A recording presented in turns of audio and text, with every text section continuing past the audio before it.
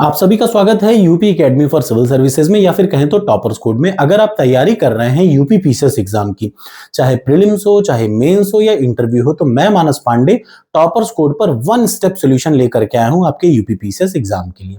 आज की इस वीडियो में मैं आपको बताने जा रहा हूं कि यूपी पीसीएस का फॉर्म भरते समय आपको ये जरूर पता होना चाहिए कि यूपी पीसीएस में कौन कौन से पद हैं, कौन कौन सी पोस्ट हैं, उन पोस्टों में भी सबसे इंपॉर्टेंट पोस्ट कौन सी है, सेकंड इंपॉर्टेंट कौन है, थर्ड इंपॉर्टेंट कौन है। यानी आपको एक प्रायोरिटी पता होनी चाहिए कि जब मेंस के बाद आप इंटरव्यू के लिए जाएं या पहले ही आपका मोटिवेशन में आपको ये पता होना चाहिए कौन कौन से पद हैं, किस पद पे क्या सैलरी है और किस पद को ज्यादा वरीयता देनी चाहिए जब आप इसकी तैयारी करें। तो चलिए शुरुआत करते हैं। इसके पहले की मैं बात बताऊं, मैं आपको बता देना चाहता हूं टॉपर्स कोड भारत का इकलौता एप्लीकेशन है जो यूपी पीसीएस मेंस की मात्र 2500 रुपए में कंप्लीट तैयारी कराता है।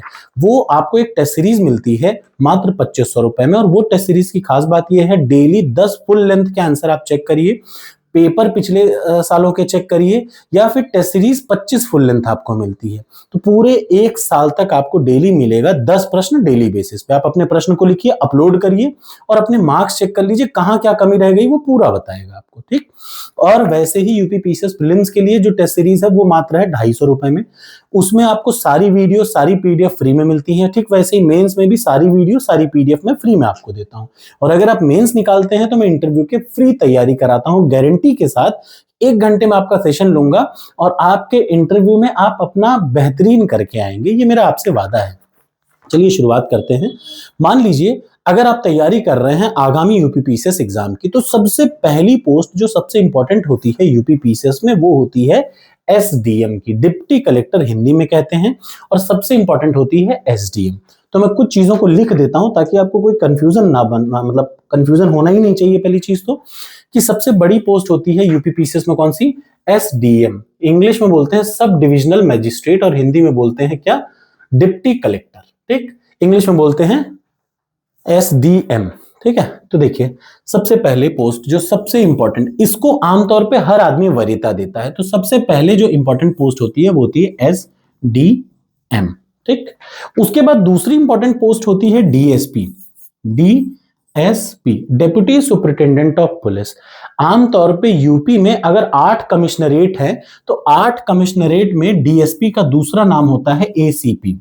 जैसे अगर यूपी में कमिश्नरेट सिस्टम जहां पे है, जैसे लखनऊ में अगर किसी की पोस्टिंग होगी तो उसको बोला जाएगा असिस्टेंट कमिश्नर ऑफ पुलिस। वही पोस्टिंग अगर रायबरेली में हो जाएगी तो वो बोला जाएगा डीएसपी। यानी डीएसपी का दूसरा नाम है ACP, assistant commissioner of police. दोनों की सैलरी सेम है लेकिन कार्यशैली में अंतर है। एक का काम है कानून व्यवस्था की देखभाल करना और दूसरे का काम है ओवरऑल पब्लिक की देखभाल करना। ये जस्ट डीएम के नीचे क्या है, मतलब डीएम यूपीएससी से आता है, एसडीएम यूपी पीसीएस से आते हैं। तीसरी जरूरी पोस्ट, अच्छा कुछ लोगों को ऐसा लगता है कि सर यूपीएससी की यूपी पीसीएस, मैं आपको बताऊं अगर आपको अपने स्टेट में रहना है तो सबसे अच्छा है state civil services UP PCS, और आप बाहरी स्टेट के हैं तो भी आप यूपी पीसीएस में आजमा करके देखिए, ये आपको पूरे ईमानदारी के साथ आत्मसात करता है। ये इकलौता ऐसा स्टेट पीएससी है, आप आइए ट्राई करिए, हो जाएगा। तो पहली पोस्ट है एसडीएम, दूसरी पोस्ट होती है डीएसपी, तीसरी पोस्ट होती है ब्लॉक डेवलपमेंट ऑफिसर यानी बीडीओ। ये वरीयता क्रम में सबसे पहले आपको ऐसे ही जाना चाहिए। सबसे पहली पोजीशन एसडीएम, दूसरी पोजीशन आप रखेंगे क्या? डीएसपी, एसडीएम, फिर आपको रखना चाहिए डीएसपी।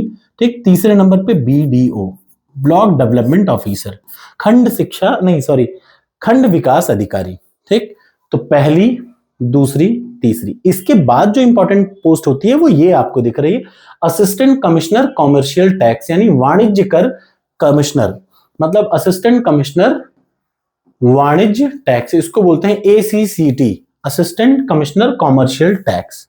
ये एक बहुत इंपॉर्टेंट पोस्टें होती हैं। जितने भी जीएसटी होती हैं, छापा मारना दुकानों पे जा करके, कर टैक्स की वसूली, वो इनके अंतर्गत आती है। यानी जीएसटी में कहीं जाकर रेड मारनी हो, जीएसटी के चेक करना हो, कोई कमी ढूंढनी हो, असिस्टेंट कमिश्नर कॉमर्शियल टैक्स। अगली जो पोस्ट होती है सबसे इंपॉर्टेंट वो है 5वीं, वो होती है एआरटीओ। ठीक, आमतौर पे जो आदमी को लोगों की सच में सेवा करनी है वो सेवा करते हैं, सबसे अच्छा उनका इंपॉर्टेंट एसडीएम होता है। फिर कुछ लोग डीएसपी बनना चाहते हैं, उनसे कम रहते हैं तो वो बीडीओ सेलेक्ट करते हैं तीसरे नंबर पे। चौथी हमेशा उठानी चाहिए ACCT, assistant commissioner commercial tax. 5वें नंबर पे हमेशा होना चाहिए ARTO, हमेशा याद रखिए, इसमें कोई सोचना समझना नहीं होता। उसके बाद आपको जो नेक्स्ट उठाना चाहिए वो होता है क्या, कोषाधिकारी। ठीक, कोषाधिकारी। अब मैं आपको यह बता दूं, कोषाधिकारी क्या होता है, ट्रेजरर।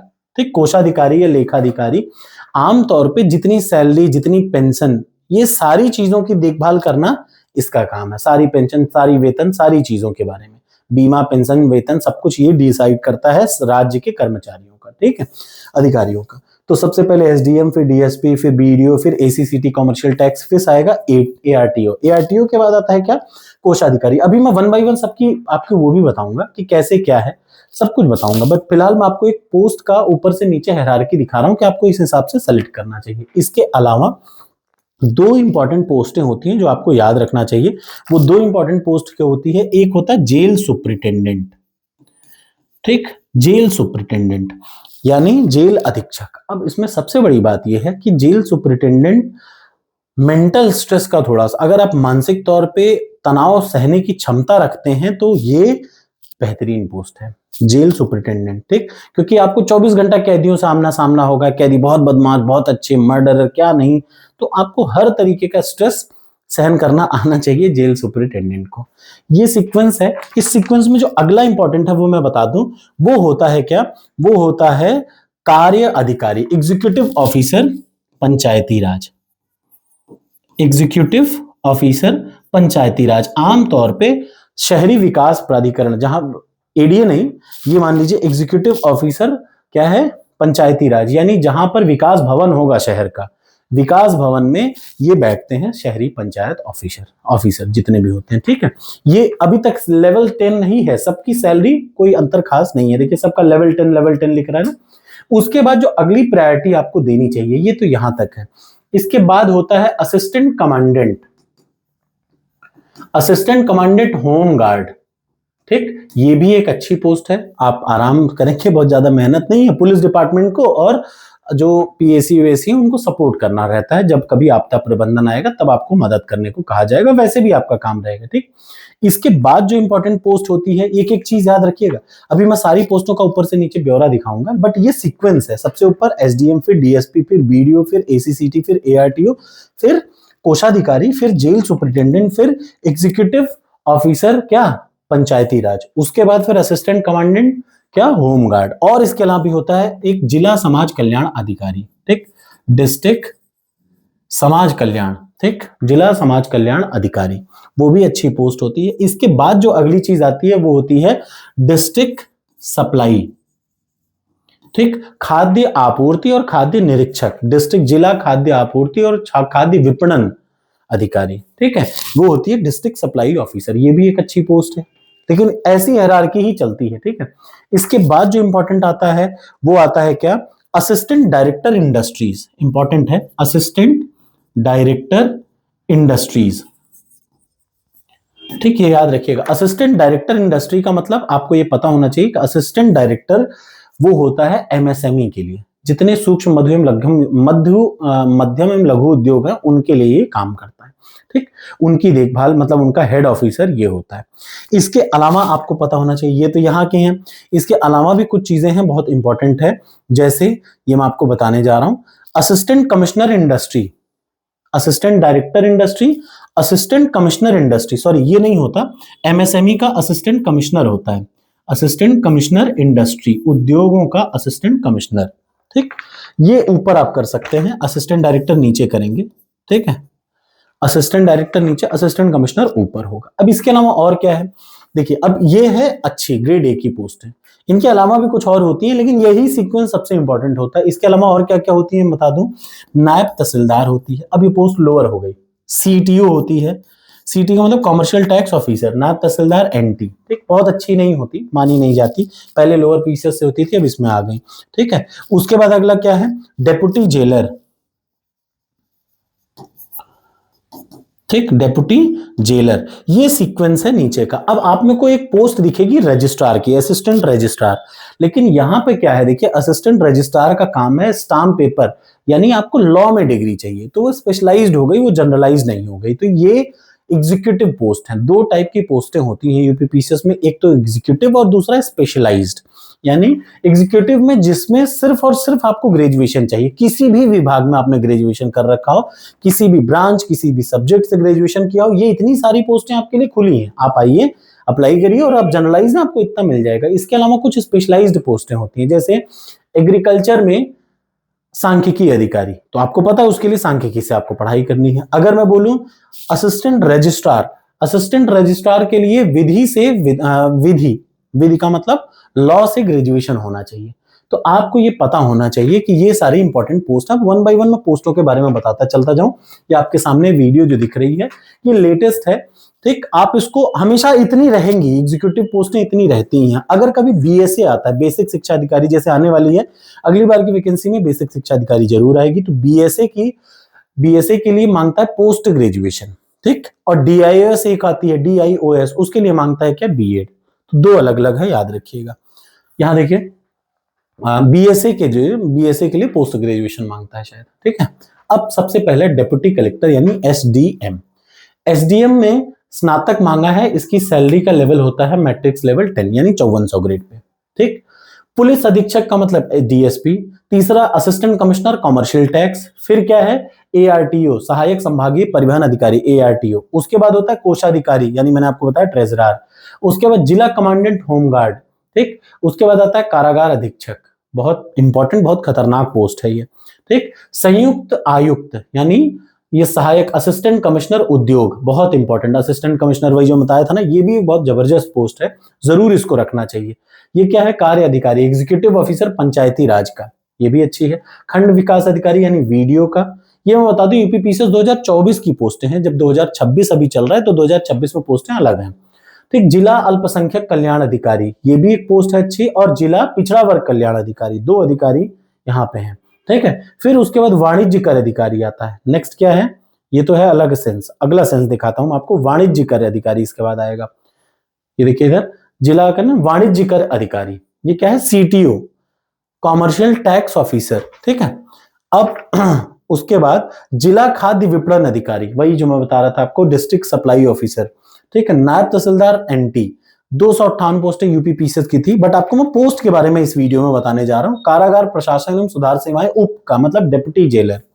उसके बाद उप निबंधक का मतलब असिस्टेंट रजिस्ट्रार, विधि स्नातक के साथ आपको इसका होना है, ठीक। उसके बाद सहायक निदेशक, असिस्टेंट डायरेक्टर इंडस्ट्री में हथकरघा उद्योग में क्या है, ग्रेजुएशन।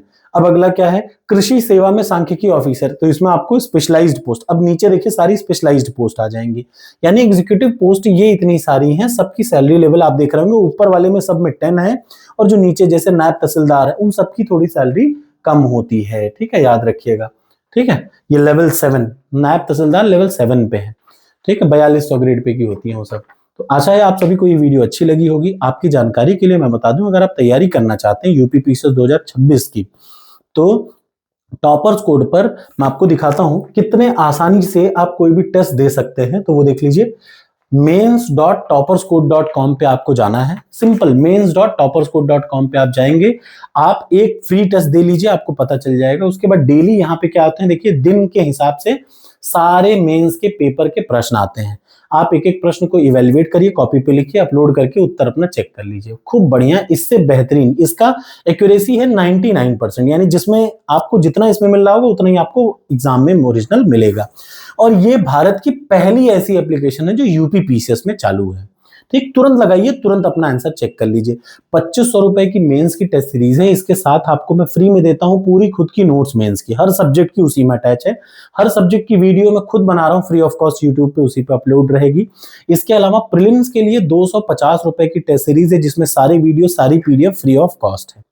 आपको कहीं नहीं भागना। अगर आप प्रीलिम्स के बाद मेंस तक की तैयारी करते हैं तो मैं बता दूं 2024 में 48 बच्चों ने मेंस मुझसे पढ़ करके निकाला, उनका इंटरव्यू होने जा रहा है और मैं उनकी इंटरव्यू में फ्री में तैयारी कराता हूं। जब आपका मेंस निकल जाएगा तो आप मुझसे नंबर मेरा ले सकते हैं, मैं आपको अपना नंबर दूंगा, पर्सनली मैं खुद फोन करूंगा आपको पता होना चाहिए। थैंक यू सो मच, आशा है। और देखिए मेंस को लिखने के लिए कुछ सोचना नहीं है, मेंस को लिखने के लिए आपके सामने ये प्रश्न लिखा है। जैसे सोचे सर मेंस की तैयारी कैसे करें, आज आइए इधर देखिए, तैयारी ये है, ये प्रश्न है, इस प्रश्न को उठाइए चैट जीपीटी पे, उसका उत्तर निकालिए, पढ़िए, अच्छे से पढ़ लीजिए क्या उत्तर लिखा है, बस उसी प्रश्न के उत्तर को अब बिना देखे अपने आप से लिख करके अपलोड करके उत्तर चेक कर लीजिए। प्रीलिम्स पढ़ पढ़ के निकलता है, लेकिन मेंस लिख लिख के निकाला जाता है, ये बात याद रखिएगा। थैंक यू सो मच, जुड़े रहिए मुझसे टॉपर्स कोड में।